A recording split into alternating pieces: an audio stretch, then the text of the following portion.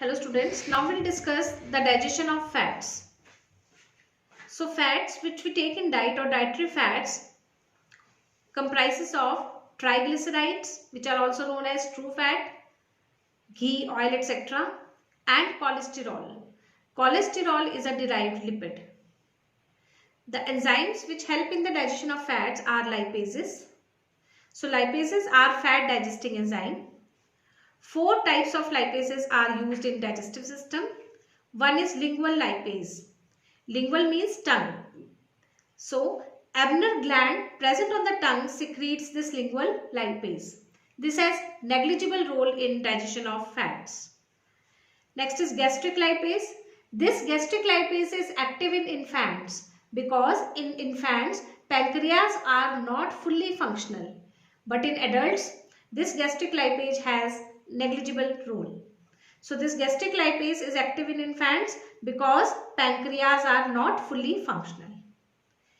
Intestinal lipase, this intestinal lipase which is secreted in intestinal juice has negligible role in fat digestion. The main fat digesting enzyme is pancreatic lipase or stepsin.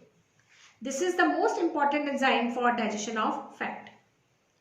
Now before we discuss the digestion of fat, the important point here is that fats are insoluble in water. Fat is a large globule floating on the liquid. So it cannot be digested by the enzyme lipase. The size of the lipase is very small and size of the fat molecule is big. So this fat cannot fit into the active site of the enzyme lipase. Fat is too big and lipase is too small. So the fat cannot fit into active site of the enzyme lipase. So bile salts plus agitation in the intestine break fat into small droplets. So bile salt and agitation in the small intestine breaks fat into small droplets. So this is the enzyme lipase and this is the fat globule. The sizes in the sizes of both lipase and fat globule there is a lot of difference. This fat globule is acted upon by bile salt and broken down into small particles or fat droplets. These fat droplets can again join to form a fat molecule when the agitation stops. Therefore, to prevent this joining, these fat globules are surrounded by bile salts. These are surrounded by bile salts so that they cannot join again to form a big molecule. This whole process is called emulsification. Therefore, we say that bile salts help in emulsification of fat. After emulsification, there will be action of lipases. So, the dietary fat comprises of triglycerides. These triglycerides are acted upon by lipase, mainly pancreatic amylase.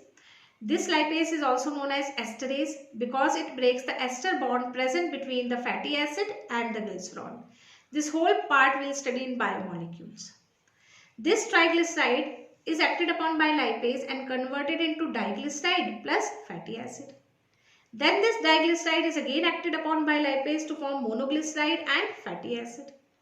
Monoglyceride is again acted upon by lipase to form glycerol and fatty acid. So, end product of fat digestion is glycerol and fatty acids.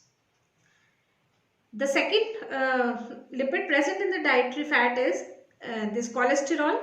This cholesterol do not need digestion because it is absorbed as such. Cholesterol do not need digestion because it is absorbed as such.